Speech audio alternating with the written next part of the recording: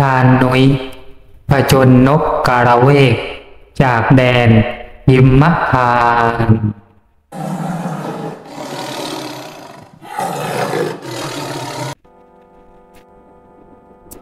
เป็นเวลา2 วัน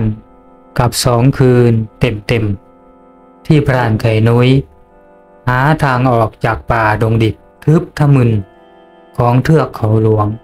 ยังไม่ได้ต้นเหตุมาจากพรานไข่นุ้ยออกตามรอยวัวแดงฝูงหนึ่งประมาณ 7-8 ตัวซึ่งทิ้งรอยเท้าไว้อย่างชัดเจนบริเวณตีนควรใกล้กับลำห้วยสายเล็กที่ยาวคดเคี้ยวทอดตัวไปมาระหว่างลูกควรเล็กๆวัวแดงฝูงนั้นเดินมุ่งหน้าเข้าสู่ป่าใหญ่อย่างไม่รีบร้อนมีรอยกินแทะเล็มยอดหญ้ายอดไม้เตี้ยๆไปตลอดทางหลังจากตามอยู่ได้สักครึ่งวันพรานไข่นุ้ยรันรู้สึกได้ว่าได้เข้าใกล้ฝูงวัวแดงเข้าแล้วเรื่อยๆแกค่อยๆย่องเดินอย่างระมัดระวังยิ่งขึ้น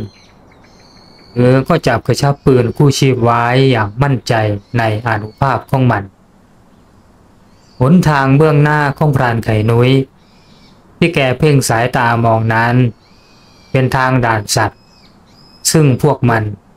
คงจะใช้เดินกันเป็นประจำเพราะดู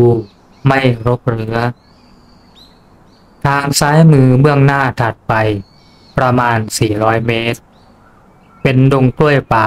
ขึ้นแน่นขนาดบ่งบอกว่าที่ตรงนั้นเมื่อไม่นานมานี้ราว2-3 ปีคงจะเกิดไฟป่าไหม้เป็นบริเวณกว้างหลังจากนั้นพวกหญ้าพวกกล้วยป่าก็เลยพากันงอกออกมาอย่างเขียวชอุ่มเพราะได้ดินดีที่เป็นปุ๋ยหลังจากไฟไหม้ยอดกล้วยป่าไหวยะยวบลู่ไปมามองเห็นแต่ไกลยิ่งทำให้พรานไข่นุ้ยไว้มั่นใจว่าแกตามมาถูกทางแล้วมันอยู่ในดงกล้วยข้างหน้านี่เองแกรำพึงในใจย่างกระยิมยิ้มย่องพลางตรวจดูลูกซองเดี่ยว5 นัดคู่ชีพที่แกได้รับมาจากนายจ้างเก่าที่เคยจ้างแกนำทางขึ้นเทือกเขาหลวงเมื่อหลายปีก่อนโน้นเพราะลำพังตัวแกคงไม่มีวาสนาได้ครอบครองเจ้าเดือย่า5 นัดกระบอกนี้เป็นแน่ด้วยสนุนราคาค่อนข้างสูงเกินปัญญาคนบ้านป่าอย่างแกพรานไข่นุ้ยพาตัวเองไปแอบอยู่โคนต้นหลุมพอด้านหน้าที่ขึ้นอยู่ใกล้กับทางด่านสัตว์หลุมพอต้นนี้สูงชะลูดเสียดฟ้าตรงบริเวณโคนต้นเป็นภูพรที่นูนขึ้นมาใหญ่โตบ่งบอกถึงอายุของมันได้เป็นอย่างดีว่าคงจะไม่ต่ำกว่า200 ปีเป็นแน่สายตาของแกจ้องมองไปยังดงกล้วยเบื้องหน้าและค่อยๆเดินไปอย่างระมัดระวังและช้าๆบางช่วงก็ต้องแหวกเถาวัลย์ป่าที่ระเลื้อยเข้ามาบริเวณทางด่านสัตว์ที่แกอาศัยเดินอยู่เสียงเคี้ยวเอื้องเสียงพ่นลมหายใจฟืดฟาดดังมาจากดงกล้วยได้ยินเป็นระยะตามกระแสลมที่พัดมาพรานไข่นุ้ยสัมผัสรู้ได้ทันทีว่าแกอยู่ใต้ลมวัวแดงฝูงนั้น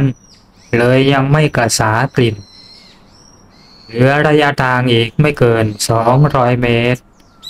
พรานผู้เจนไพรค่อยๆคืบคลานเข้าไปอย่างช้าๆและอดที่จะตื่นเต้นเสียไม่ได้ครั้งนี้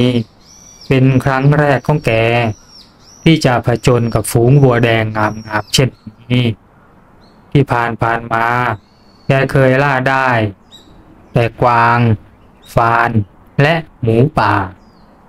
บางทีก็เป็นพวกข้างชะตาขาดแต่มาครั้งนี้แกกำลังจะได้วัวแดงเป็นผู้พิชิตวัวแดงงามๆสักตัวแกคิด มือขวาของแกค่อยๆล้วงเข้าไปในย่ามที่สะพายอยู่หยิบใบกระท่อมขึ้นมาที่มีติดย่ามอยู่เสมอแกเอามันขึ้นมาเคี้ยวระงับความตื่นเต้นและเหนื่อยอ่อนอากาศที่สว่างไสวในชายป่าก่อนหน้านั้นบัดนี้เปลี่ยนเป็นค่อยๆมืดมัวอย่างกระทันหันซึ่งเป็นเรื่องปกติของป่าดงดิบทางภาคใต้เมฆทะมึนค่อยๆก่อตัวขึ้นมาเรื่อยๆเป็นสัญญาณบ่งบอกว่าอีกไม่นานจะต้องมีฝนใหญ่อย่างแน่นอนซึ่งในเทือกเขาหลวงแห่งนี้อะไรก็เกิดขึ้นได้เสมอพรานไข่นุ้ยแงนมองท้องฟ้าพร้อมกับรำพึงในใจว่าให้มันได้อย่างนี้สิวะกำลังจะเข้าได้เข้าเข็มอยู่แล้วคนด่าในใจอย่างหัวเสียพร้อมค่อยๆคืบคลานขยับตัวเข้าไปอีกบนควรเตี้ยๆก่อนจะลงไปยังชายควรที่พวกวัวแดงนอนพักอยู่นั้นพรานไข่นุ้ยค่อยๆคลานบ้างย่อตัวบ้างอย่างระวังตัวเต็มที่ช่วงหนึ่งแกเอาพานท้ายปืนยันขอนไม้เก่าท่อนหนึ่งเพื่อที่จะว่าเวลาก้าวข้ามจะไม่ทำให้เกิดเสียงดังและพลันนั้นมหาวิบัติก็บังเกิดขึ้นอย่างกระทันหันทันทีขอนไม้ที่แกเอาพานท้ายปืนยันนั้นหลันพลิกตัวขึ้นมาโครมครามอย่างปัจจุบันทันด่วนพระช่วยร่างยาวใหญ่ประดุจลำธารเลื้อยและยืดตัวสูงขึ้นเรื่อยๆมันมองหาสิ่งที่ทำให้มันรำคาญโอ้คุณพระคุณเจ้ามันคืองูใหญ่ซึ่งอาจจะนอนจำศีลอยู่ตรงเนินกวนตรงนั้นมานานแล้วอาจจะเป็นเดือนหรือเป็นปีไม่มีใครรู้ได้และบัดนี้มันได้ตื่นขึ้นมาแล้วอย่างพิโรธโกรธเกรี้ยวด้วยฝีมือของพรานไข่นุ้ยนั่นเองทางด้านพรานไข่นุ้ยแกถึงกับตัวเย็นว่าถึงไขสันหลังปากอ้าไม่มีเสียงพูดใดๆออกมาจนเมื่องูยักษ์ได้ยืดตัวสูงขึ้นเรื่อยๆและจ้องมองมาทางแกนั่นแหละสติสตังถึงได้กลับมาหาแกสิ่งแรกที่ทำตอนนี้ก็คือวิ่งแกบอกกับตัวเองว่าวิ่งและวิ่งไปด้านตรงกันข้ามกับพญางูเกล็ดเขียวมาเมื่อมตัวนั้นพรานไข่นุ้ยวิ่งอย่างมีคิดชีวิตไปข้างหน้าเหมือนกับมีพลังงานพิเศษที่ทำให้แกรู้สึกว่าแกวิ่งได้ไวมากอย่างไม่รู้เหนื่อยแกวิ่งมาโดยไม่รู้ตัวเลยว่าฝูงวัวแดงที่แกตามมาทั้งวันนั้นบัดนี้พวกมันก็ตกใจเสียงวิ่งของแกและการปรากฏตัวของพญางูก็ทำให้พวกมันพากันวิ่งอย่างแตกตื่นตามจ่าฝูงไปยังดงไม้เบื้องหน้าเช่นกันโดยที่พวกมันบางตัวได้วิ่งตะเลิดมายังพญางูโดยไม่รู้ตัวและบัดนั้นสิ่งอันสยดสยองก็พลันบังเกิดขึ้นพญางูยักษ์ใช้ปากกันมีฟันและเขี้ยวแหลมคมชกเข้าที่วัวแดงตัวเคราะห์ร้ายอย่างถนัดถนีตรงบริเวณต้นคอพร้อมทั้งใช้หางตวัดรัดตัววัวเคราะห์ร้ายอย่างรวดเร็วโดยที่มันล้มลงทั้งยืนทันทีปากของมันยังคงฝังคมเขี้ยวอยู่ที่วัวตัวนั้นและเมื่อแน่ใจว่าเหยื่อของมันหมดพิษสงแล้วมันก็ค่อยๆคลายวงรัดและใช้ปากค่อยๆกลืนส่วนหัวของวัวเคราะห์ร้ายเข้าไปทีละน้อยทีละน้อยฝ่ายพรานไข่นุ้ยแกยังคงวิ่งเตลิดต่อไปอย่างขวัญบินและบัดดลนั้นเองความรู้สึกของแกก็รู้ว่าเท้าที่ตะกุยวิ่งอย่างไม่รู้ทิศทางนั้นบัดนี้ได้เหยียบเข้ากับอากาศที่ว่างเปล่าซะแล้วร่างของแกลอยละลิ้วร่วงลงหุบเหวเบื้องล่าง และสติความรู้สึกทั้งหมดทั้งมวลก็ดับวูบลงเหมือนตะเกียงไส้ขาดนานเท่าไรก็ไม่อาจจะรู้ได้สัมผัสแรกที่พรานไข่นุ้ยรู้สึกตัวก็คือหยดน้ำที่ร่วงหล่นใส่ใบหน้าใส่ตัวของแกนั้นเย็นเฉียบแกก็ค่อยลืมตาขึ้นอย่างยากเย็นรู้สึกหนักอึ้งตรงท้ายทอยและปวดหน่วงแกค่อยๆกวาดสายตามองไปรอบๆที่แกนอนอยู่พร้อมพยายามปลุกสติความระลึกได้ให้กลับคืนมาหลังจากใช้เวลาอยู่ครู่ใหญ่ความจำทั้งหมดก็ค่อยๆคืนมาแกลองขยับแขนขาดูว่ามีอวัยวะส่วนไหนที่บาดเจ็บบ้างปรากฏว่าทุกส่วนยังปกติดีอยู่เมื่อปรับสายตาเข้ากับสภาพแวดล้อมรอบข้างดีแล้วพรานไข่นุ้ยถึงกับตัวเย็นเฉียบอีกครั้งเพราะที่แกนอนอยู่นั้นมันเป็นยอดไม้ที่ขึ้นอยู่ใต้หน้าผาที่แกพลัดตกลงมานั่นเองแต่ที่แกรอดตายซ้ำไม่บาดเจ็บอะไรมากเป็นเพราะว่าทั้งหมดบนยอดไม้นั้นถูกปกคลุมไปด้วยเถาวัลย์ป่าที่ขึ้นคลุมไว้อย่างหนาแน่นเปรียบเสมือนสปริงชั้นดีที่มีไว้รองรับนอกจากนั้นบริเวณผาหินก็ยังมีเถาวัลย์ไต่ขึ้นเต็มไปหมดเมื่อมองไปรอบๆบริเวณนี้มันก็คือก้นเหวนั่นเองซึ่งเมื่อมองดีๆอย่างพินิจพิเคราะห์บริเวณนี้ก็คือช่องเขาขาดซึ่งครั้งหนึ่งคงเคยเชื่อมต่อกันอาจจะเกิดแผ่นดินไหวอย่างรุนแรงในอดีตทำให้ภูเขาลูกนี้แยกออกจากกันระยะห่างประมาณด้วยสายตาแล้วราว30 เมตรเห็นจะได้เบื้องล่างของช่องเขาขาดกลายสภาพเป็นหุบเหวมีร่องน้ำไหลคดเคี้ยวไปมาแอบตามซอกเหวเมื่อคะเนดูดวงตะวันที่สาดแสงส่องอยู่เบื้องบนแล้วพรานไข่นุ้ยคะเนว่าน่าจะเป็นเวลาราว9 นาฬิกายามเช้านั่นก็แสดงว่าแกได้พลัดตกลงมายังหุบเหวนี้เป็นเวลาประมาณ1 คืนเต็มเพราะเมื่อวานที่แกได้วิ่งหนีงูยักษ์มานั้นก็เป็นเวลาเย็นย่ำแล้วนับรวมกันก็น่าจะ16-17 ชั่วโมงย้อนระลึกถึงพญางูแล้วแกอดที่จะขนลุกวาบขึ้นมาอีกอย่างช่วยไม่ได้นับว่าเป็นบุญเก่าของแกอย่างแท้ทีเดียวหรืออาจจะเป็นด้วยอานุภาพของครูบาอาจารย์ที่แกเคารพนับถือถึงดลบันดาลให้พญางูตัวนั้นได้เจอเหยื่อซะก่อนที่มันจะเล่นงานแก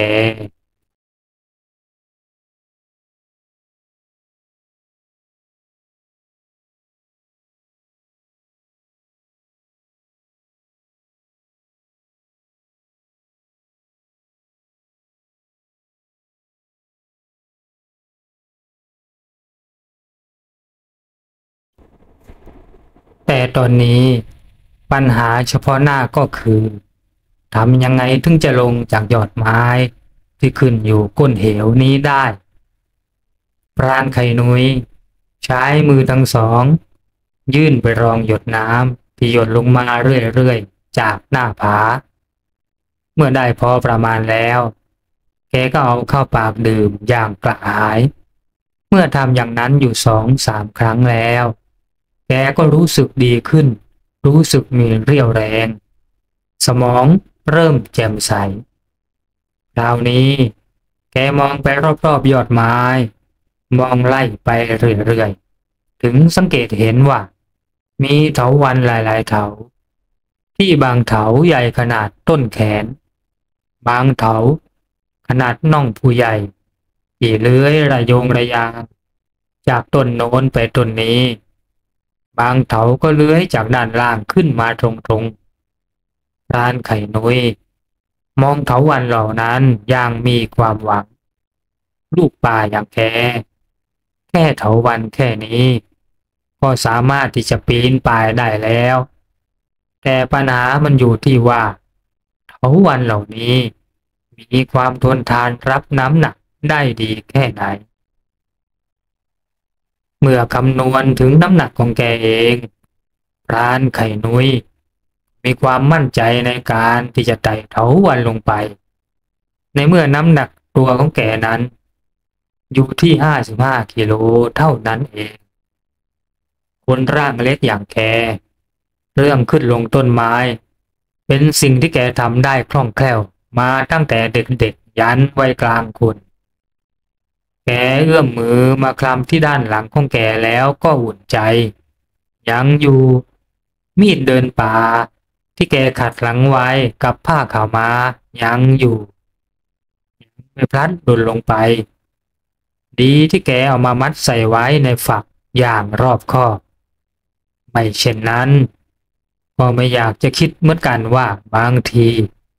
มีดของแกเองนั่นแหละที่จะแทงเจ้าของมันเองเมื่อมองลงไปยังด้านล่างของก้นเหวพรานไข่นุ้ย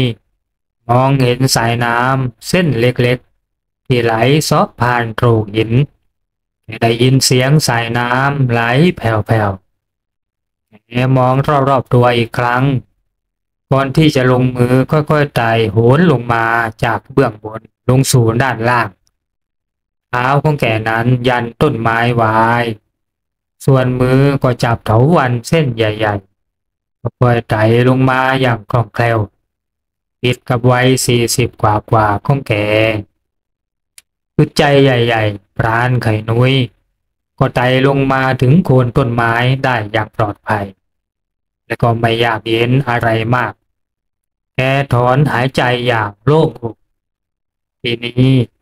ปัญหาอีกอย่างก็คือปืนแกมองหาปืนที่อาจจะพลัดตกลงมาอย่างเหวเบื้องล่างในบริเวณเดียวกันนี้พรานไข่นุ้ยเดินลัดเลาะไปตามริมลำธารสอดสายตามองหาปืนคู่กายคาดว่าปืนต้องหล่นลงมาในรัศมีไม่เกิน30 เมตรแล้วค่อยๆตรวจพินิจพิจารณาดูไปตามซอกตามโคนไม้แกแงนมองไปตามพุ่มไม้และยอดไม้ที่มีเถาวัลย์ปกคลุมอยู่รอบๆก็ยังมองไม่เห็นผ่านไปครู่ใหญ่ๆด้วยความกระวนกระวายใจแกล้วงมือเข้าไปในย่ามมือก็เจอเข้ากับกระสุนปืนมีแต่ลูกปืน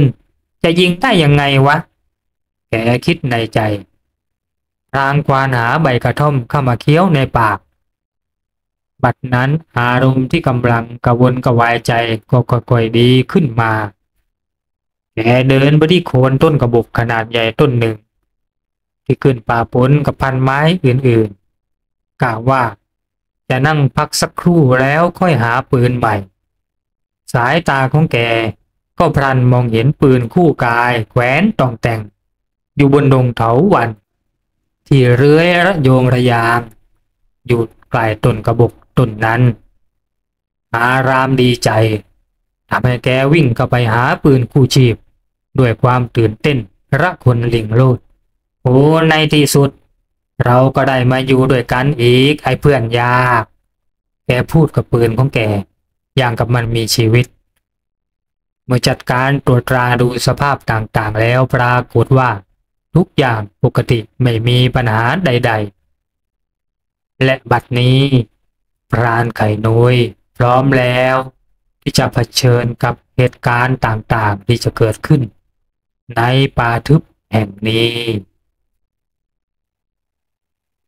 ก่อนอื่นต้องหาทางออกจากหุบเหวแห่งนี้ให้ได้ซะก่อนภายในวันนี้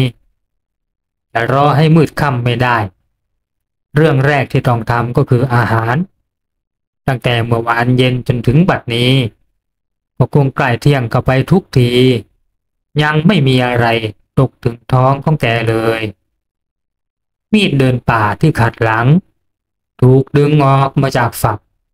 แล้วพรานไข่นุ้ยก็ตรงไปที่ลำธารตื้นๆนั้นแกมองไปที่ริมลำธารที่มีฝูงปลากั้งแหวกว่ายอยู่มากมายแล้วใช้มีดเดินป่ากวาดฟันไปที่กลุ่มปลาทันทีอย่างไม่รอช้า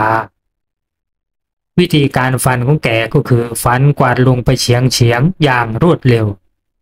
และทำซ้ำรัวๆอย่างคล่องแคล่วไม่น่าเชื่อแค่ไม่ถึง10 นาทีแกก็ได้ฝูงปลากั้งเคราะห์ร้ายมา6-7 ตัวเลยทีเดียวไฟแช็กที่อยู่ในย่ามถูกนำออกมาและแกะออกจากถุงพลาสติกที่หุ้มไว้ก่อนที่จะนำไปจุดกับเศษกิ่งไม้ใบไม้แห้งๆที่นำมาทำเชื้อไฟแกใช้เวลาก่อไฟและย่างปลาเหล่านั้นกินเป็นอาหารอย่างอร่อยอย่างรวดเร็วและเหลือไว้2-3 ตัวเอาห่อใบคล้าที่อยู่แถวนั้นเก็บไว้ในย่ามเป็นเสบียงยามฉุกเฉินเอาละวะกูแกรำพึงออกจากภูเหวแห่งนี้ให้ได้ไปทางไหนดีวะคงต้องล่องเลียบตามลำธารนี้ออกไปทางอื่นคงไม่มีนอกจากจะมีปีกเหมือนนกนั่นแหละเพราะที่ขนาบข้างซ้ายขวาอยู่ก็คือหน้าผาสูงชันริบลิ่วทางเดียวที่จะไปก็ต้องเดินออกไปนั่นแหละแกคิดแล้วก็พูดกับตัวเองเมื่อมองไปแล้วแกก็ยังไม่รู้ว่ามันจะไปสิ้นสุดที่ตรงไหนแกตกลงที่จะเดินออกไปหลังจากที่อิ่มหนำสำราญจนเกือบ2 กิโลเมตรแล้วที่พรานไก่นุ้ยเดินเลียบตามลำธารมาบางช่วงก็ต้องลงมาเดินในน้ำเพราะขอบตลิ่งสูงชันแทบจะเดินไม่ได้รู้สึกได้ว่ากระแสน้ำที่ไหลเอื่อยๆในตอนแรกนั้นมันค่อยๆไหลแรงขึ้นเรื่อยๆลำธารก็เริ่มมีความลึกเพิ่มขึ้นจนถึงระดับโคนขาผู้ใหญ่ดูเหมือนหน้าผา2 ฝั่งจะสอบแคบเข้าหากันเรื่อยๆจนในที่สุดก็ไม่มีที่ให้เดินริมฝั่งต้องลงมาลุยในน้ำที่เย็นเฉียบและเริ่มแรงถุงพลาสติกในย่ามถูกนำออกมาสวมเข้าที่ปลายกระบอกปืนและรัดมันโดยยางในของรถที่แกซอยไว้เป็นเส้นเล็กๆเตรียมไว้เสมอในย่ามวิเศษของแกและแม้แต่ตัวย่ามแกก็ใช้ถุงพลาสติกใบใหญ่ครอบคลุมไว้เช่นกันทันทีที่เข้ามาอยู่ในลำธารฝั่งซ้ายพรานไข่นุ้ยหลับตาทำสมาธิพร้อมระลึกถึงคุณครูบาอาจารย์ผู้ทรงคุณของพระอรหันต์ทั้งปวงพร้อมดังสวดประกาถามงกุฎพระพุทธเจ้าอันศักดิ์สิทธิ์อิติปิโสวิเศษเสอิวิเศษเสพุทธนาเมอิอิเมนาพุทธตังโสอิโสตังพุทธปิอิเสียงสวดดังก้องสถานแผ่นน้ำแผ่นป่าครบ7 คาบพรานไข่นุ้ยรู้สึกขนในกายตั้งชันขึ้นประดุจอานุภาพของพระคาถาสำแดงเดชแกค่อยๆลืมตาขึ้นพอขยับเท้าจะก้าวต่อไปหางตาของแกก็มองเห็นสิ่งหนึ่งเคลื่อนไหวอยู่บนหมู่ไม้ที่ขึ้นอยู่ริมผาที่พังทลายลงมาเป็นแอ่งราบบนโตรกผาสิ่งนั้นมองดูในระยะไกลเหมือนเป็นนกขนาดใหญ่ขนาดใกล้เคียงกับเด็ก2-3 ขวบมันจ้องมองมาที่แกอยู่ครู่ใหญ่จนพรานไข่นุ้ยรู้สึกได้แกรู้สึกขนลุกเกลียวไปทั้งร่างอย่างที่ไม่เคยเกิดขึ้นมาก่อนกับพรานผู้ใช้ชีวิตในป่ามาค่อนชีวิตสิ่งที่มองมาที่แกนั้นมีอานุภาพคมจนแกต้องสะท้านแต่ในความหนาวอย่าเยือกในใจนั้นกลับรู้สึกได้ถึงความปลอดภัยและความปรารถนาดีซึ่งแกก็ไม่รู้ว่าแกรู้สึกเช่นนี้ได้อย่างไร ปืนที่กำลังจะยกขึ้นมาเตรียมเล็งนั้นลดลงอย่างช้าๆในขณะที่นกตัวนั้นได้หายไปจากสายตาแกซะแล้วในชั่วขณะที่แกมองมายังปืนในมือนั่นเองมันนกอะไรวะแกคิดแล้วทำไมมันหายไปอย่างรวดเร็วจริงๆแล้วสายตาที่มันมองมานั้นมันเหมือนสายตาของคนไม่มีผิดคิดนางหยุดลุยน้ำโอ้ปากใช่มันไม่มีปากนี่ว่าปากมันไม่แหลมหรือว่าเรามองไม่ชัดโอ้ยิ่งคิดยิ่งเพ้อเจ้อแกสลัดความระแวงสงสัยออกแล้วก็ก้าวเดินลุยลำธารต่อไป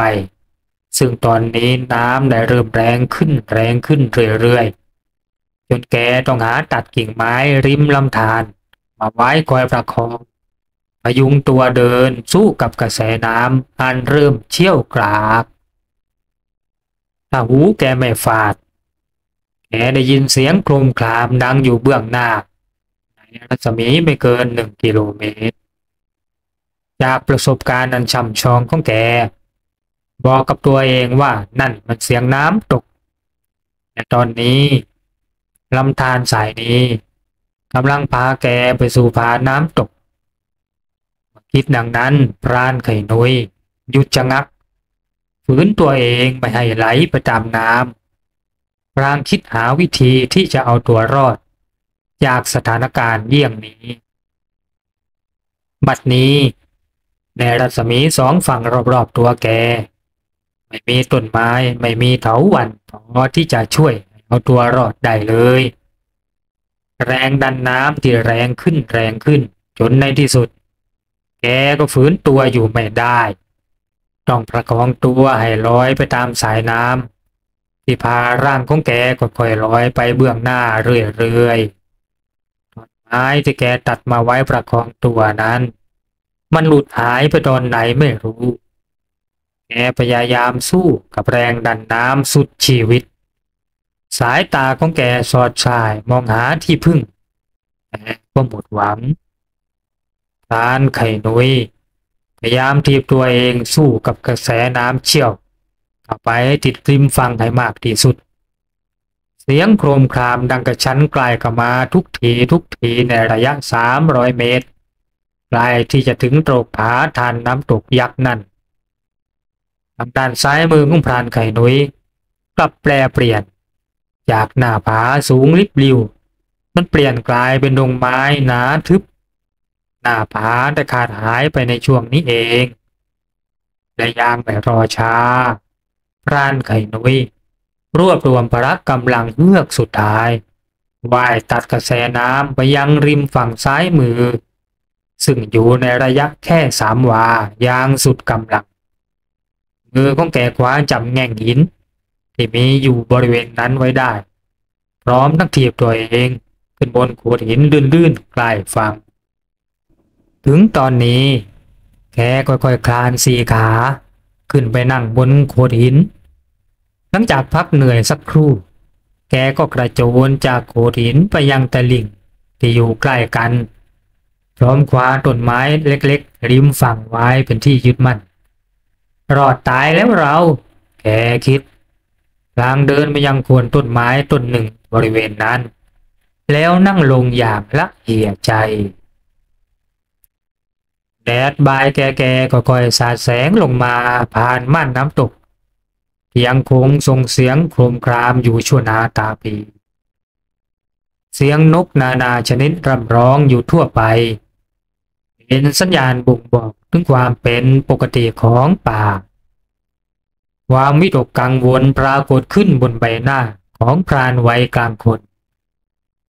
ใบกระท่อมยังคงพอมีเหลือไม่ถึง10 ใบทุกพรานไข่นุ้ยแบ่งมาเคี้ยวอมใส่ปากอีก2 ใบสงสัยต้องพักนอนแถวนี้แหละวะแกคิดถ้าไปต่อคงไม่ทันการเป็นแน่คงอีก2 ชั่วโมงแหละฟ้าใกล้จะมืดแล้วต้องทำห่างนอนก็ให้หาอะไรรองท้องไว้ก่อน เมื่อกี้เราเห็นดงไผ่อยู่ไม่ไกลนี่เห็นอยู่ในหางตาแวบๆเดี๋ยวลองเดินไปดูดีกว่าคิดแล้วพรานไข่นุ้ยเดินไปอย่างเร่งรีบยังหมู่กอไผ่นั้นแต่ก่อนที่จะถึงสิ่งที่เคลื่อนไหวอยู่บริเวณโคนไผ่หลายตัวทำให้แกฉีกยิ้มอย่างพอใจแล้วค่อยๆนั่งลงโคนไม้ไกลๆปืนในมือที่เอาพลาสติกหุ้มออกถูกยกขึ้นเล็งยิงปั้งเสียงปืนลูกซองดังสะท้านป่าพร้อมกับไก่ป่าฝูงที่คุ้ยเคียหาอาหารอยู่บนไม้ไผ่แตกฮือไปคนละทิศละทางร้านไก่นุ้ยเดินตรงไปยังเป้าหมายก็พบไก่ป่า2 ตัวนอนแน่นิ่งอยู่ตรงนั้นนับว่าเป็นโชค2 ชั้นในยามซวยจริงๆแกคิดเจอทั้งกอไผ่เจอทั้งไก่ป่าในคราเดียวกันมันก็ไม่เลวแกคิดในใจอีก1 ชั่วโมงหลังจากนั้นหลังจากจัดการกับไก่เคราะห์ร้าย2 ตัวเป็นที่เรียบร้อยไปตัวหนึ่งอีกตัวเก็บไว้เป็นเสบียงแกก็ปีนขึ้นไปตรวจตราความเรียบร้อยของห้างที่เพิ่งทำเสร็จอีกรอบหนึ่งก่อนที่จะปีนลงมาลากขอนไม้ใหญ่2-3 ท่อนมาสุมไฟที่ก่อไว้แล้วตอนย่างไก่กระบอกไม้ไผ่ยาวเกือบวาถูกชักลากขึ้นไปบนห้างด้วยเถาวัลย์ก่อนที่แกจะปีนขึ้นไปบนห้างมันก็เป็นเวลาพลุเพลเต็มทีบรรยากาศป่ารอบตัวยามนี้ด้านหลังก็ห่างไกลออกไปเป็นลำธารและน้ำตกที่ดังโครมครามตลอดเวลาด้านหน้าก็ห่างเป็นป่าที่ไม่รกทึบมากนักด้วยยังอยู่ใกล้ชายน้ำแสงสุดท้ายกำลังจะหมดไปบทสวดมงกุฎพระพุทธเจ้าถูกอาราธนาขึ้นมาอีกครั้งโดยพรานผู้เจนไพรคราวนี้แกสวด108 จบมาเริ่มสวดไปเรื่อยๆได้สักพักหนึ่งแล้วจิตใจของแกก็เริ่มเป็นสมาธิขึ้นเรื่อยๆความรู้สึกปิติชุ่มเย็นปรากฏขึ้นกับพรานไก่นุ้ยอย่างไม่เคยเกิดขึ้นมาก่อนเมื่อสวดเสร็จแล้วแกก็เลยเข้าสมาธิต่อเลยคล้ายๆกับไฟที่กำลังลุกโผล่ได้กำลังเมื่อจิตกำลังตกสู่ภวังค์อยู่นั้นแกพลันรู้สึกได้ว่าสายตาคู่นั้นผู้ที่แกคุ้นเคยกำลังจ้องมองแกอยู่มันนั่นเองเจ้านกประหลาดตัวนั้น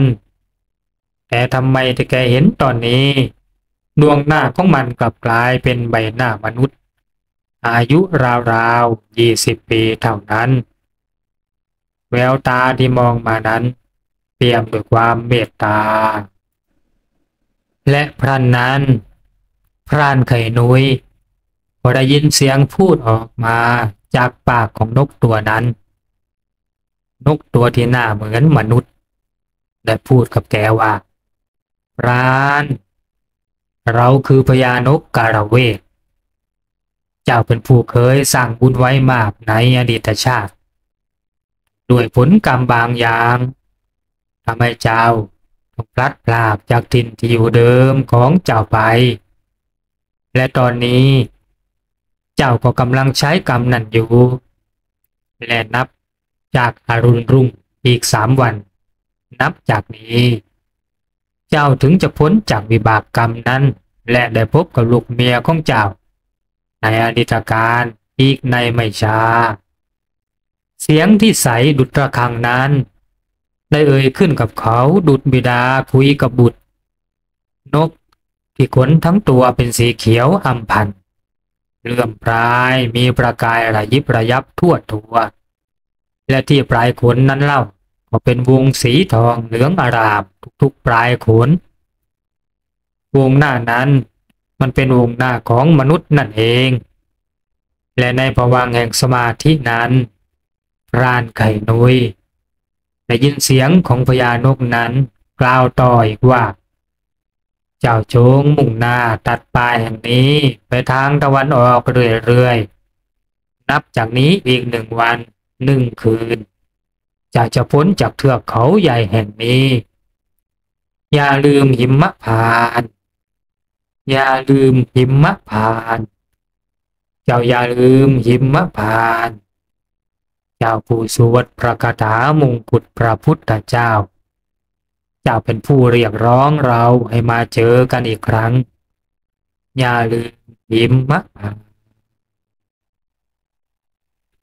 เสียงนั้นค่อยๆห่างไปทุกทีจนกระทั่งพรานไข่นุ้ยสะดุ้งออกจากนิมิตสมาธินั้นแต่เหลียวมองรอบๆตัวบนห้างไม้ไผ่แกนั่งแต่ก็ไม่มีพญานกหรือนี่แกฝันไปหรือผีป่าผีไพรได้มาหลอกหลอนแกให้หลงงมงายภาพติดตาคำพูดทุกคำพูดของพญานกยักษ์กาละเวกนั้นยังดังก้องอยู่ในโสตประสาทของพรานไข่นุ้ยเดือนลอยคล้อยเคลื่อนฉายฉานเหนือทิวไม้จากประสบการณ์ป่าของแกบอกให้รู้ว่าบัดนี้น่าจะเวลาราวๆเที่ยงคืนเศษพรานวัยกลางโขดค่อยๆเห็นตัวพิงต้นไม้ที่ผูกห้างนางควักเอามวลยาออกมาจุดสูบเป็นเวลาเกือบ2 วันเต็มที่แกลืมเรื่องสูบยาไปอย่างสนิทเพราะมัวแต่พะวงกับเหตุการณ์ต่างๆเฉพาะหน้าไปจากระยาเส้นที่แกปลูกเองถูกรัดแน่นอยู่ในถุงพลาสติก2 ชั้นแต่ถึงกระนั้นมันก็ยังชื้นอยู่จากการที่ผจญกับสายน้ำมาทั้งวันหลังจากพยายามจุดอยู่หลายครั้งในที่สุดแกก็ได้ดูดสมใจและในชั่วโมงนี้พรานไข่นุ้ยไม่ได้คิดพะวงถึงเรื่องยิงสัตว์ใดๆทั้งสิ้นแกคิดอยู่เรื่องเดียวเท่านั้นก็คือต้องหาทางออกจากป่าแห่งนี้ให้ได้ในวันพรุ่งนี้พรานผู้เจนโลกอัดขวัญยาเส้นกระปอดอย่างหนักหน่วงอาการง่วงหาวนอนของแกก็ค่อยหมดไปแกควานมือเข้าไปในย่ามกู้ชีพเพื่อที่จะหาใบกระท่อมที่บัดนี้เหลืออยู่3 ใบสุดท้ายแต่มันยังคงความสดอยู่บ้างแกหยิบมาใบหนึ่งส่งเข้าปากโดยมีพักต้องรูดก้านใบออกช่วงนี้ต้องกินให้หมดไม่ต้องเหลืออะไรไว้แกคิดพลางยิ้มกับตัวเอง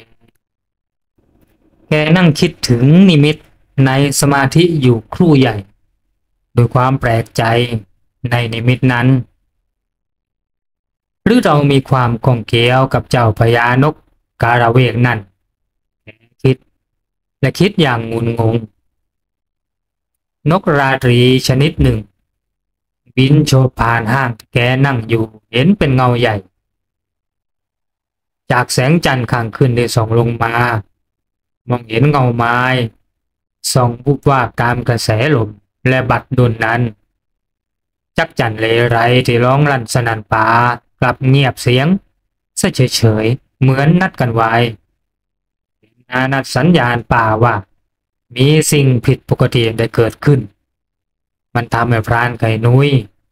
ผู้จับสัญญาณได้ระวังตัวขึ้นทันทีที่ริมลำธารน้ำตกที่อยู่ห่างออกไปไม่มากนักพลันบังเกิดลูกไฟสีเขียวดวงใหญ่ขนาดลูกส้มโอก็ค่อยลอยจากกลางน้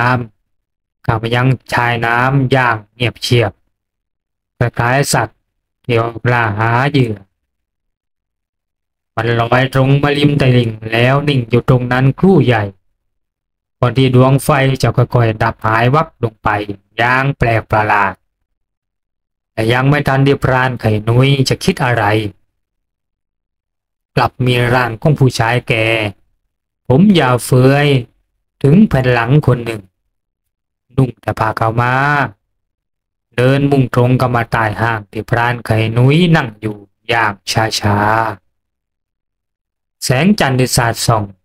จะไปเห็นมนุษย์ผู้นั้นได้อย่างค่อนข้างชัดเจน ใบหน้าที่แสยะอย่างน่ากลัวพรุพรุนไปด้วยรอยแผลและไม่มีดั่งจมูกเนื้อตัวมันลื่นเปียกน้ำในตานั้นเล่าแดงกล่ำมองเห็นแม้กระทั่งคมเขี้ยวเล็กๆที่โผล่งอกออกมาจากริมฝีปากทั้งสองข้างผีน้ำพรานไข่นุ้ยอุทานอยู่ในอกด้วยความตกใจและด้วยวิสัยของพรานผู้มีป่าเป็นบ้านแกเคยเผชิญเหตุการณ์แบบนี้มานักต่อนักแล้วจึงสามารถระงับความกลัวไว้ได้อย่างรวดเร็วมือแกจับปืนคู่กายไว้แน่น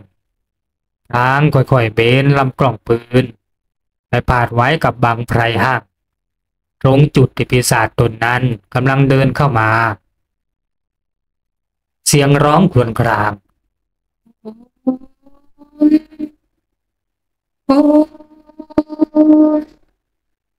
ดังขึ้นมาให้ได้ยินถึงบนห้างปีศาจตนนั้นเหมือนรู้ว่ามีมนุษย์อยู่บนต้นไม้และจ้องมองมันอยู่มันร้องขึ้นว่าช่วยด้วยช่วยข้าด้วยข้าหลงทางมาหลายวันเต็มๆแล้วข้าหิวข้าหนาวจะช่วยลงมารับข้าด้วยโอ้ยโอ้ยมันพูดและร้องแล้วก็ชะงักตัวเองอยู่ริมกองไฟที่บัดนี้ระดับมอดลงไปมากแล้วแกเป็นใครอยู่ที่ไหนทำไมถึงรู้ว่าข้าอยู่บนต้นไม้นี้พรานไข่นุ้ยแกล้งถามลงไปในขณะที่มือของแกก็ล้วงเข้าไปในย่ามเพื่อสำรวจลูกกระสุนสำรองที่ลงอาคมไว้ข้าเข้ามาหาของป่าเรือพลัดตกน้ำหลงทางกับเพื่อนของข้าปีศาจตัวนั้นตอบอย่ามัวสงสัยเลยข้าหนาวลงมารับข้าทีเถิดโอ้ยได้เลยเพื่อนยากข้าจะลงมารับเจ้าเดี๋ยวนี้แหละพรานไข่นุ้ยหล่อหลอกร่างส่งกระสุนปืนที่ร่างของปีศาจตนนั้นทันทีปั้งเสียงกระสุนปืนคำรามติดต่อกัน3 ครั้งซ้อนร่างของปีศาจจำแรงพงายหงายหลังลงกับพื้นมันร้องอย่างเกลียวกราดพร้อมกับกลายร่างเป็นลูกไฟดวงใหญ่พุ่งขึ้นมาเบื้องบนวนรอบห่างอย่างอาฆาตมาตรายโอ้คุณพระคุณเจ้าลูกไฟดวงนั้นกลับกลายเป็นดวงหน้าของเจ้าปีศาจร้ายผู้มาจากผืนน้ำโอ้นี่กระสุนปืนทำอะไรมันไม่ได้เลยหรือนี่พรานไข่นุ้ยลำพึงพรางหยิบมีดเดินป่าที่วางไว้ที่พื้นห้างออกมาแกบริกรรมคาถามงกุฎพระพุทธเจ้าอย่างรวดเร็วสายตาเพ่งมองไปที่ตัวมีดพร้อมเป่าลมไปที่มีด3 ครั้งเพียงเพียงเพียงขออานุภาพของพระอรหันตเจ้าทั้งปวงอานุภาพของพระพุทธเจ้าทั้งหลายโปรดมาคุ้มกันภัย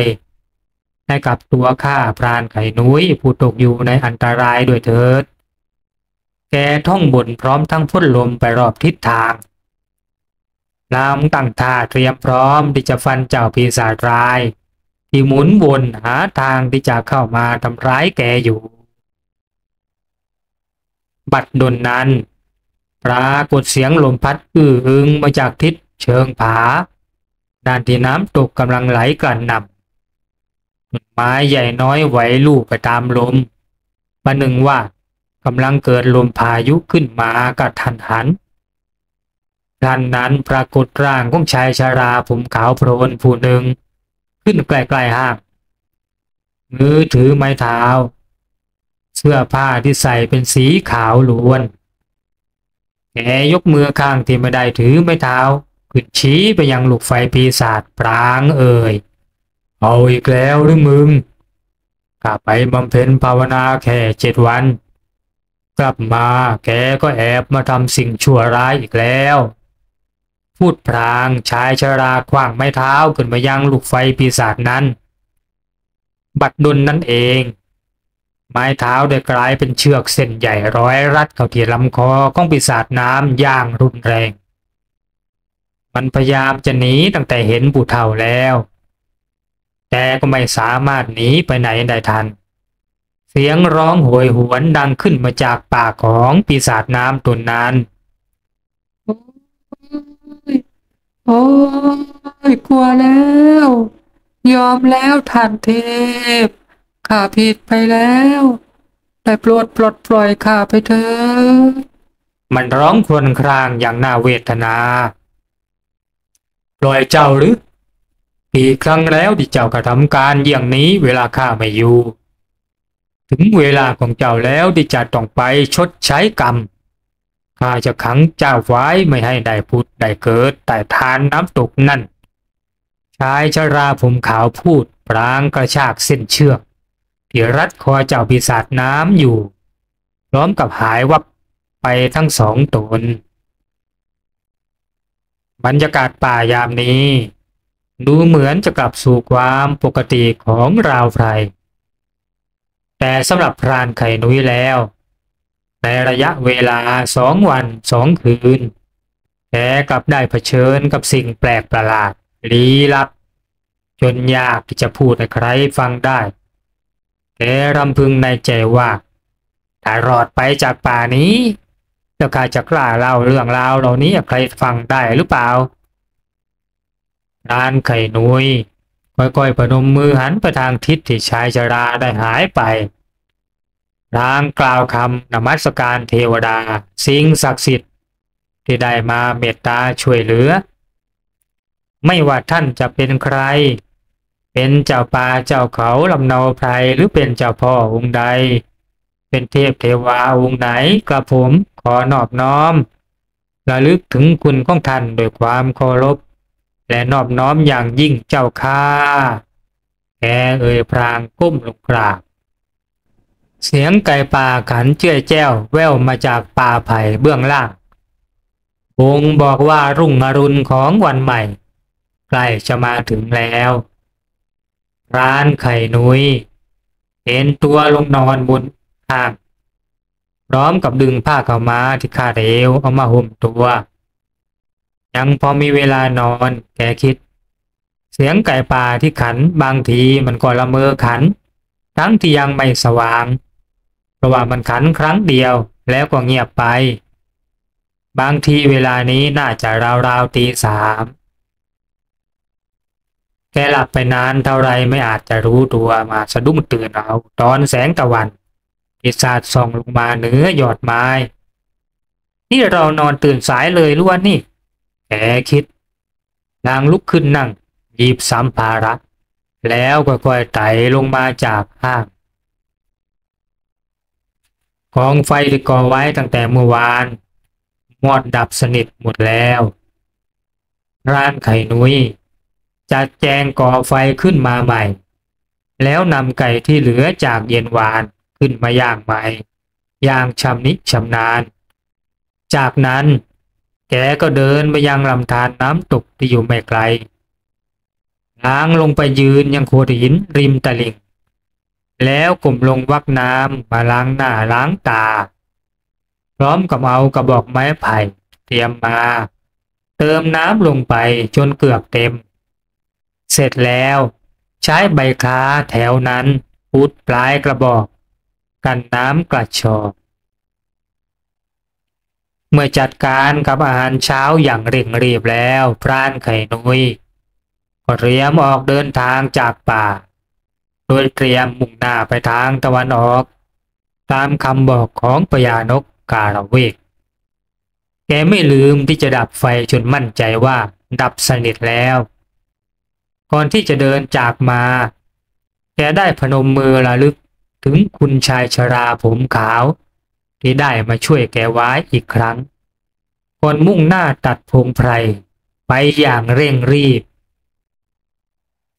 เส้นทางเดินที่ผ่านไปนั้นผ่านป่าไผ่ที่ยิงไก่ป่าเมื่อวานแล้วพาไปบรรจบกับทางลาดขึ้นลูกควรเตี้ยเมื่อขึ้นมาถึงจุดสูงของควรทางหนึ่งไป เป็นป่าทุ่งหญ้ามันกว้างใหญ่สุดหูลูกตาอีกทางหนึ่งเบื้องหน้านั้นเป็นป่าโปร่งอยู่ด้านนอกแต่เมื่อมองทะลุเข้าไปด้านในก็มองเห็นเป็นป่าทึบหนาทะมึนกำลังจะก้าวไปทางป่าโปร่งเบื้องหน้าพรานไข่นุ้ยกลับนึกถึงคำของพญานกในนิมิตให้มุ่งไปทางทิศตะวันออกแงนมองดวงตะวันยามสายก็รู้ได้ทันทีว่าทุ่งหญ้ากว้างใหญ่เป็นด้านตะวันออกนั่นเองพรานวัยกลางคนยืนลังเลอยู่ด้วยจากประสบการณ์เดินป่าของแกรู้ว่าไม่ใช่เรื่องสนุกที่จะเดินตัดผ่านทุ่งหญ้าแห่งนี้ด้วยสภาพมันกว้างใหญ่ไพศาลของมันว่าจะตัดผ่านไม่ใช่เรื่องง่ายๆโดยเฉพาะเมื่อถึงยามเที่ยงและบ่ายคงต้องเผชิญกับอากาศอันร้อนระอุอย่างหลีกเลี่ยงไม่ได้แน่นอนด้วยไม่มีที่หลบกำบังแดดที่ดีพอเอาวะแกคิดไหนๆก็ไหนๆแล้วไปทางนี้ก็ไปจัดการตรวจตราดูอุปกรณ์ทั้งปืนและมีดที่นำติดตัวมาว่าอยู่ในสภาพเรียบร้อยแล้วพรานไข่นุ้ยก็ก้าวสวบไปทางด้านทุ่งหญ้าอย่างคนใจเด็ดสายลมแห่งฤดูฝนที่พัดมาเอื่อยๆค่อยทำให้พรานไข่นุ้ยคลายความรุ่มร้อนในใจลงได้บ้างแกเดินพลางคิดพลางถึงเหตุการณ์ตั้งแต่ตามรอยบัวแดงจนพลัดตกเหวนั่นก็แสดงว่าตอนนี้แกได้มาอยู่คนละฝากของหุบเขาที่ตามรอยบัวมาถ้าเป็นอย่างนั้นก็ต้องพยายามหาทางอ้อมภูเขาฝากนี้กลับไปอีกฝากให้ได้ถึงจะเจอทางออกซึ่งตอนนี้พรานไข่นุ้ยเองยังสับสนและงุนงงกับสภาพป่าทางหุบเขาฝากนี้มากเหลือเกินด้วยแกไม่เคยเห็นมาก่อนทะเลหญ้ากว้างใหญ่จะขึ้นบนควรทั้งลูกควรมันเป็นอะไรที่น่าแปลกใจมากทำไมไม่มีแม้แต่ไม้ยืนต้นสักต้นเดียวในทุ่งหญ้าเหล่านั้นมันเป็นพื้นราบที่อยู่บนควรคล้ายๆจอมปลวกสูงที่คนตกแต่งสรรยอดจนราบเรียบโอ้ช่างน่าพิศวงเหลือเกินพรานไข่นุ้ยก้าวเดินแหวกดงหญ้าไป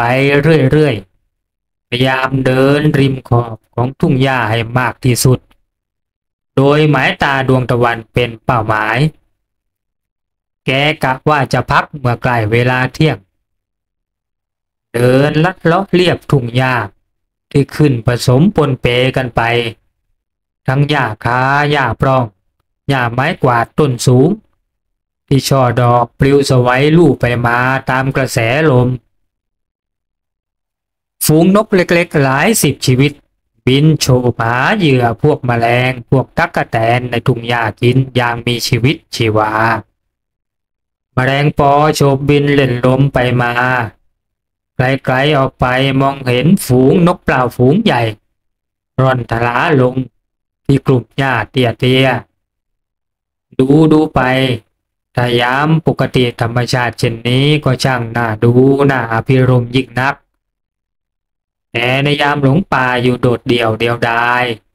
ดูอะไรก็คับข้องหมองใจไปเสียทั้งหมดกะว่าเดินมาได้สักเกือบ2 กิโลแล้วพรานไข่นุ้ยก็หยุดเดินพร้อมล้วงมือเข้าไปในย่ามคว้าหาใบจากยาเส้นมามวนกำลังจะจุดสูบพรานสายตาของแกก็เหลือบไปเห็นอะไรบางอย่างลับหล่ออยู่ในหมู่พงต้นหญ้าไม้กวาดเบื้องหน้าแกชะงักปืนในมือถูกนำมาขึ้นลำเตรียมพร้อมที่จะยิงนางค่อยๆมองหาทำเลที่พอจะหลบซ่อนตัวได้พร้อมทั้งนั่งลงและมอบดูท่าทีของสิ่งนั้น อึดใจใหญ่สิ่งที่เคลื่อนไหวเบื้องหน้าก็โผล่มาให้เห็นเสือแกอุทานในอกขนในกายลุกเกลียวมือกระชับปืนกูกายอย่างระมัดระวังสิ่งที่กำลังเดินออกมาช้าๆมันคือเสือโครงตัวใหญ่มหึมาขนาดม้าแกลบใบหูก็มันตั้งชันแต่มองมาทางที่พรานไข่นุ้ยหลบซ่อนตัวอยู่อย่างระแวงสงสัยและกระสากลิ่นพรานไข่นุ้ยกลั้นใจเงียบภาวนาอย่าให้ลมที่กำลังพัดมาจากทางเสือนั้นมันจะเปลี่ยนทิศทางเลยเสือใหญ่ตัวนั้นมองมาทางที่พรานไข่นุ้ยหลบซ่อนอยู่อย่างลังเลก่อนที่จะหันตัวกลับไปยังทางเดิมและทันใดนั้นเองลมที่พัดอยู่อย่างเอื่อยๆก็หวนกลับพัดจากด้านพรานไปยังด้านเสือทำให้มันชะงักทันทีพร้อมกับหันหน้ามาและเดินตรงมายังที่แกทันทีและในระยะไม่เกิน30 เมตรการเผชิญหน้ากันระหว่างคนกับเสือก็เกิดขึ้นไม่มีประโยชน์อีกต่อไปที่จะหลบซ่อนเพราะที่กำบังกายไม่สามารถที่จะเป็นเกราะคุ้มภัยให้แกได้เลยเพราะมันเป็นแค่พงหญ้ารกๆแค่นั้นเองพรานไข่นุ้ยก็ยืนขึ้นพร้อมด้วยปืนลูกซอง5 นัดของแกที่จ้องปากกระบอกปืนอยู่แล้วไปยังเสือรายปังและปังเสียงกระสุนปืนระเบิดขึ้น2 นัดซ้อนเป้าหมายคือบริเวณหว่างคิ้วของเจ้าเสือรายแห่งทุ่งหญ้าลูกกระสุนนัดแรกแหวกอากาศเข้าสู่เป้าหมายแต่มันก็พลาดเพราะเป็นจังหวะที่พยัคฆ์ร้ายพุ่งกระโจนเข้ามาพอดีนัดที่2คงโดนเข้าบริเวณศอกขาหน้าเพราะเมื่อมันพุ่งลงถึงพื้นมันก็เสียหลักพลิกตะแคงโดยอานุภาพของลูกบักหรือว่าลูกก้าวที่แกมันอยู่เตรียมพร้อมไว้แล้วและระยะ30 เมตรก็เป็นระยะหวังผลซะด้วยพรานไข่นุ้ยสาวกระโจมมือเข้าหาตัวเพื่อที่จะสลัดปลอกและขึ้นลำใหม่อย่างคล่องแคล่วจะใช้มือดันไปข้างหน้าเพื่อป้อนกระสุนนัดใหม่ที่ล้วงเข้าไปหยิบในย่ามกระสุนรังเพลิงแต่ในขณะที่แกกำลังล้วงมืออยู่นั้นเจ้าเสือร้ายที่นอนพังภาพอยู่ก็กลับลุกขึ้นร้องคำรามลั่นยางขัดเคืองพร้อมพุ่งกระโจนเข้าใส่พรานไข่นุ้ยทันทีชั่วเศษเสี้ยววินาทีนั้นพรานไข่นุ้ยพุ่งกระโจนตัวเองไปทางเบื้องซ้ายเหมือนนักรักบี้พุ่งตะครุบลูกร่างอันมหึมาของเสือร้ายพุ่งผ่านตัวแกไปอย่างเฉียดฉิวลุงเล็บมันแหลมคมในกระชากโคนเสื้อของแกไปจนขาดวิ่นเลือดซิบได้เกิดขึ้นบนแผ่นหลังโดยที่ตัวแกยังไม่รู้เลยตอนนี้เนื้อตัวของพรานวัยกลางคนได้ถลอกปอกเปิกหมดแล้วแต่ปืนยังอยู่ในมือที่แกจับมันไว้แน่นเหมือนกับตีนตุ๊กแกพยัคฆ์ไพรแห่งทุ่งหญ้ากว้างพลิกหน้าหันตัวกลับมาเพื่อที่จะพิฆาตเหยื่ออีกครั้งปังเสียงปืนลูกซองแบบปั๊มหรือว่าลูกซอง5 นัดดังขึ้นอย่างหูแทบแตกวันที่เจ้าเสือร้ายจะได้กระโจนคราวนี้มันเข้าแสกหน้าแม่นเหมือนจับวางเสือร้ายสิ้นฤทธิ์แต่เพียงเท่านั้นมันนอนพังภาพมือตีนกลางรอยกระสุนที่พุ่งไปนั้นลูกปลายทั้ง9 นัดได้เข้าไปกระจายอยู่ในตัวมันเป็นบริเวณกว้างมันตายคาที่โดยไม่ทันได้ส่งเสียงร้องในตาของมันเบิกโพรงจ้องมายังพรานไข่นุ้ยอย่างอาฆาตพยาบาทในตาของมันได้จ้องมองมานั้นตามว่าพรานไข่นุ้ยเย็นวาบในหัวอกแกรำพึงขึ้นมาว่าโอ้สิข้าเถิดเพื่อนยากไว้การมีเวรของเราทั้งสองสิ้นสุดกันแค่นี้ บุญกุศลอันใดที่ข้าจะพึงมีข้าขอแบ่งอุทิศให้กับเจ้าตั้งแต่บัดนี้และทุกๆครั้งไปพูดจบแกตรงไปยังร่างของพยัคฆ์ร้ายพรางใช้มีดเดินป่าเฉือนเอาหนังบริเวณหน้าผากประมาณเท่าฝ่ามือกลางมาเก็บไว้ในย่ามโดยใส่ลงไปในถุงพลาสติกที่มีอยู่อย่างมากมายในย่ามตะวันกำลังเริ่มจะตรงหัวเป็นสัญญาณบ่งบอกว่าใกล้เวลาเที่ยงเต็มทนพรานไข่นุ้ยรู้สึกทั้งหิวทั้งร้อนแกเดินพระจากมาจากพงหญ้าที่ผจญกับเสือร้ายพรางสอดสายตามองหาทำเลเหมาะที่จะหยุดพักฝูงนกหมู่หนึ่งโฉบขึ้นโฉบลง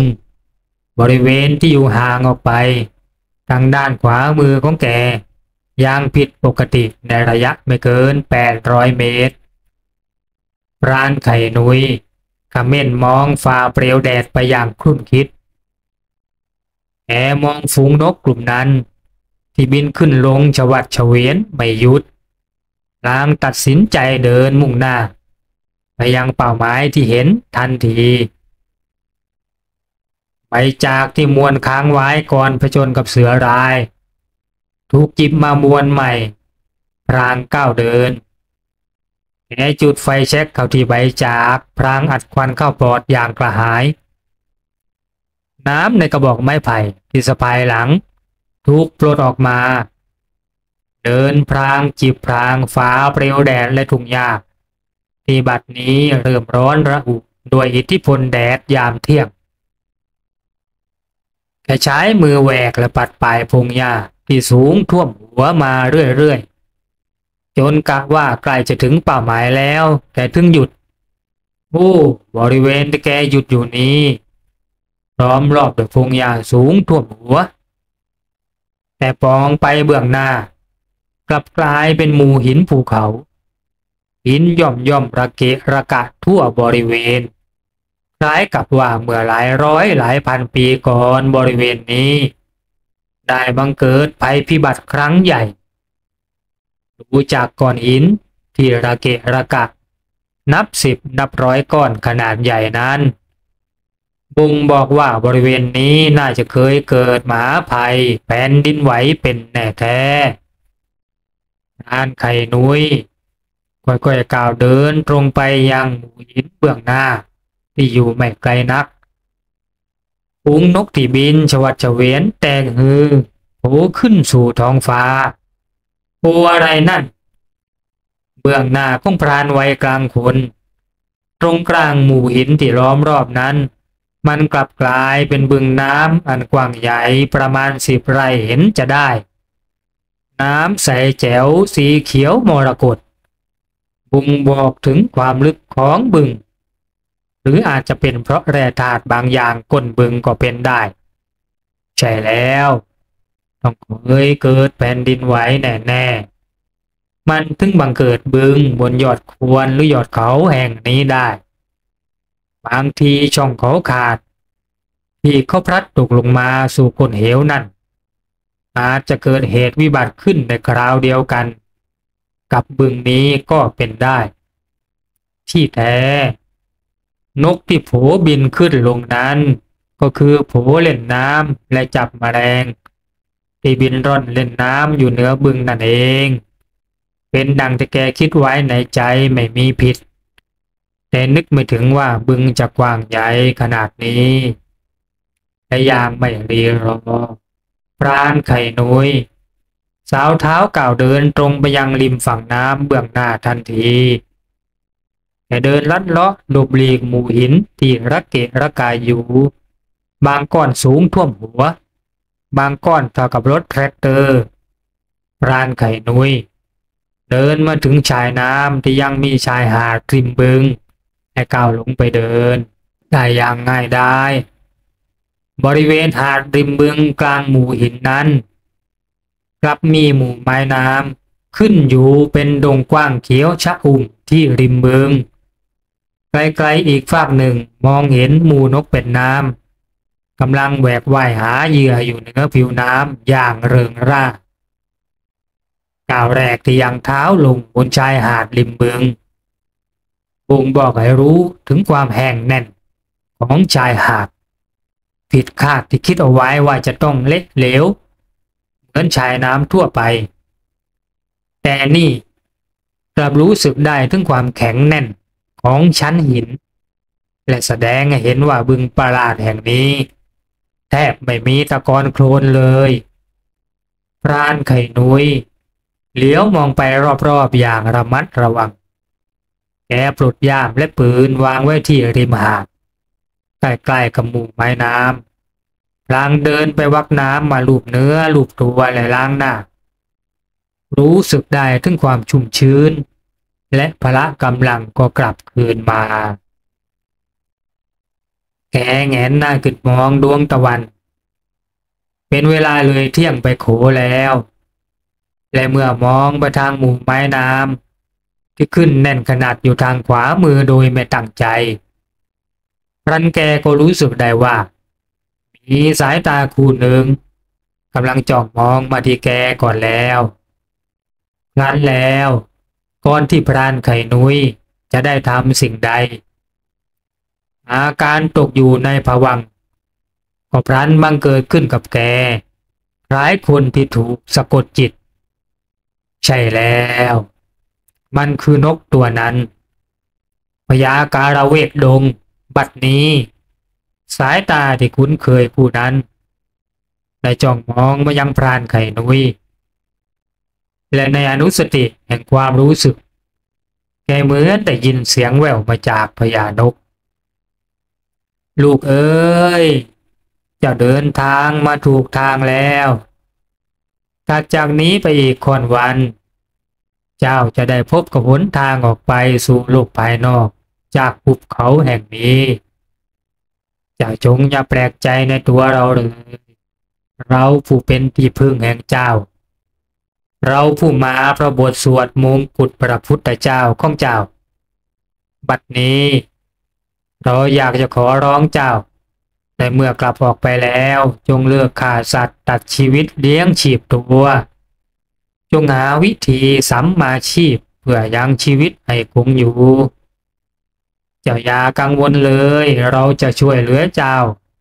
เหมือนที่เคยช่วยเจ้ามาแล้วหลายๆครั้งในอดีตการเมื่อเจ้าล่วงพ้นฝากเขาแห่งนี้เจ้าจงตรวจดูในยามของเจ้าแล้วก็จะเจอสิ่งมีค่าที่พอจะเลี้ยงชีพเจ้าได้ตลอดไปจะจงนำมันไปแลกเปลี่ยนเป็นเงินตราที่บ้านเมืองเจ้าก็ใช้สอยและจงแบ่งส่วนหนึ่งไว้ทำบุญและทำกุศลในศาสนาขององค์พระสยุมภูพระองค์นั้นเจ้ามีเวลาอีกไม่นานในโลกนี้อย่าลืมเราผู้เป็นบิดาของเจ้าในอดีตการเรารอเจ้าอยู่ในหิมพานต์อย่าลืมหิมพานต์อย่าลืมหิมพานต์อย่าลืมหิมพานต์เสียงหวานใสดุจระฆังทองได้ดังก้องออกมาจากปากของพญานกมีใบหน้าเป็นมนุษย์แต่มันค่อยๆดังห่างออกไปห่างออกไปและห่างออกไปเรื่อยๆพรานไข่นุยผวาเยือกสะดุ้งตื่นจากภวังค์สะบัดหัวไล่ความงุนงงพลางมองมายังที่พญานกประหลาดนั้นเกาะอยู่ไม่มีแล้วพญานกผู้มาจากหิมพานต์ได้จากไปแล้วอย่างรวดเร็วและเงียบเชียบพรานไข่นุยเดินกลับมาที่วางปืนและย่ามของแกพลางหยิบเอาหัวว่านชนิดหนึ่งในย่ามขึ้นมาเคี้ยวและอมในปากผ่านไปสักครู่ความรู้สึกฉ่ำเย็นและสดชื่นกระปรี้กระเปร่าแต่บางเกิดขึ้นกับแกมันคือว่านชนิดหนึ่งซึ่งแกได้มาจากพระธุดงค์นานมาแล้วและนำหัวของมันไปปลูกไว้บริเวณกระท่อมน้อยของแกในหมู่บ้าน แกจะแบ่งแง่งหัวของมันติดย่ามไว้เสมอเวลาเดินป่ามันเป็นว่านแก้หิวเมื่อเคี้ยวกินเข้าไปแล้วจะรู้สึกมีกำลังและไม่หิวข้าวหิวน้ำเลยเป็นเวลาหลายชั่วโมงมันเรียกว่าว่านหิมทิพย์พระธุดงค์เคยบอกกับแกดวงตะวันบ่ายคล้อยลงไปมากแล้ว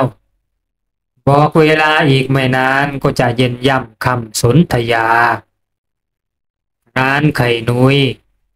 เดินมาได้หลายชั่วโมงแล้วและตอนนี้แกก็มาถึงเดินขวรลูกหนึ่งแกขึ้นไปยืนบนเดินขวรแห่งนั้นใช้สายตาเพ่งมองไปยังทิศตะวันออกไกลออกไปเป็นภูเขาลูกหนึ่งที่แกรู้สึกคุ้นตาโอ้มาเพ่งมองอย่างตั้งใจใช่แล้วมันคือลูกย่อยของเทือกเขาหลวงที่แกคุ้นเคยหน้าผาเรียบที่ตัดแบนราบเกือบครึ่งของเขาลูกนั้นเป็นสัญลักษณ์ที่พรานป่าหลายคนคุ้นเคยกันดีชาวบ้านเรียกเขาลูกนั้นว่าเขาสันขวานพระยาในที่สุดแกก็พบหนทางกลับบ้านจนได้สมดังที่พญานกการะเวกบอกทางและพรันนั้นแกก็ฉุกนึกขึ้นได้ว่าพญานกได้บอกบางสิ่งบางอย่างกับแกไว้แกล้วงมือเข้าไปในย่ามพรันมือก็สัมผัสกับวัตถุประหลาดที่แกไม่คุ้นเคยมาก่อนพรานไข่นุยหยิบมันขึ้นมาดูโอ้มันคือขนนกใช่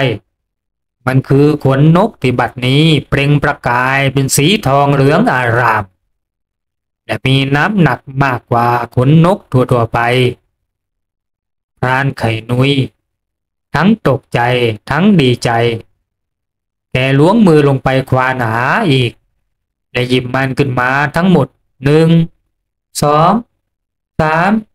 4แกนับ7 เส้นขนนกทั้งหมดมี7 เส้นช่างสวยงามอะไรเช่นนี้ขนนกทองคำขนนกการะเวกทองคำสาธุแกหันไปทางทิศเบื้องหลังที่เดินจากมาพลางยกมือพนมเปล่งสาธุการและสวดพระคาถามงกุฎพระพุทธเจ้าอีกครั้งอิติปิโสวิเศษอิอิเสเสพุทธนาเมอิเมนาพุทธตังโสอิโสตังพุทธปิติอิจากวันนั้นพรานไข่นุยเดินทางกลับบ้านได้อย่างสวัสดิภาพและตอนนี้แกก็กำลังเดินทางไปที่วัดประจำหมู่บ้านเพื่อที่จะนำอาหารหวานขาวและเงินส่วนหนึ่งที่ได้จากการไปขายขนนกทองคำในเมืองมาทำบุญตามคำสั่งของพญานกการะเวกขนนกนั้นแต่ละเส้นหนักถึง4 บาทเมื่อรวมกันแล้วเป็นน้ำหนักถึง28 บาทเลยทีเดียวและทองสมัยนั้นบาทละ400รวมกันแล้วเป็นเงินถึง10,000 กว่าบาทเลยทีเดียวนับว่าตอนนี้พรานไข่นุยได้กลายเป็นเศรษฐีย่อยๆคนหนึ่งไปแล้วไข่นุยได้เล่าเรื่องราวต่างๆให้พระอาจารย์สมภารวัดฟังพร้อมทั้งมอบเงินทำบุญก่อนใหญ่ให้ไว้บำรุงพระศาสนาพร้อมทั้งขอความอนุเคราะห์ท่านสมภารช่วยอธิบายสิ่งที่เกิดขึ้นกับแกท่านสมภารเป็นพระฝ่ายวิปัสสนาธุระเป็นพระฝ่ายปฏิบัติท่านนั่งนิ่งหลับตาลงชั่วขณะหนึ่งครั้นแล้วท่านก็บอกกับพรานไข่นุยว่าสิ่งที่โยมได้เห็นได้รับรู้มาทั้งหมดนั่นเป็นเรื่องจริงเป็นความจริงขนนกทองคำเป็นสิ่งยืนยันได้ไม่ใช่หรือโยมน้อยคนนักที่อยากได้เจอกับพญานกการะเวก หรือว่าจริงๆแล้วเขาก็คือพญาปักษาวายุภักดิ์นั่นเองแหละโยมและตัวโยมเองก็เคยอยู่กับเขามีความเกี่ยวพันกันลึกซึ้งเลยแหละโยมท่านสมภารกล่าวพลางยิ้มน้อยๆอย่างเมตตาพลางกล่าวต่อว่าก็มีความชื่นชมยินดีที่ได้เจอโยมประหนึ่งบิดาได้เจอบุตรที่จากมาไกลเขารอคอยโยมอยู่ยังถิ่นที่อยู่เดิมซึ่งก็คือป่าหิมพานต์นั่นแหละถ้าโยมอยากกลับไปถิ่นที่อยู่เดิมขอให้มันทำความดีสร้างกุศลให้พร้อมมูลแล้วอธิษฐานทุกครั้งขอกลับไปยังสถานที่เก่ามันทำกุศลให้ถึงพร้อมเสมอรักษาศีลห้าอย่าให้ด่างพร้อยนะโยมอาตมาเชื่อว่าโยมจะได้กลับไปหาครอบครัวโยมอีกครั้งท่านกล่าวพลางหลับตานิ่งเสียเป็นสัญญาณยุติการสนทนาและภาพเจนตาที่ชาวบ้านแห่งหมู่บ้านเล็กๆตีนเขาหลวงแห่งจังหวัดนครศรีธรรมราชได้เห็นทุกเมื่อเชื่อวันก็คือชายคนหนึ่งจากวัยกลางคนยันวัยชรานุ่งขาวห่มขาวปฏิบัติธรรมถือศีล8เป็นชีพขาวเดินผ่านบ้านชาวบ้านป่าจากบ้านไปสู่วัดเป็นประจำที่แท้นั่นก็คือพรานไข่นุ้ยนั่นเองบัดนี้ไม่มีแล้วพรานไข่นุ้ยมีแต่ตาชีพขาวนุ้ยเล่งในธรรมผู้อิ่มในศีลผู้พร้อมแล้วที่จะได้เดินทางไปสู่ภพภูมิเดิมถิ่นเดิมที่แกเคยอยู่ณป่าหิมพานต์อย่าลืมหิมพานต์อย่าลืมหิมพานต์อย่าลืมหิมพานต์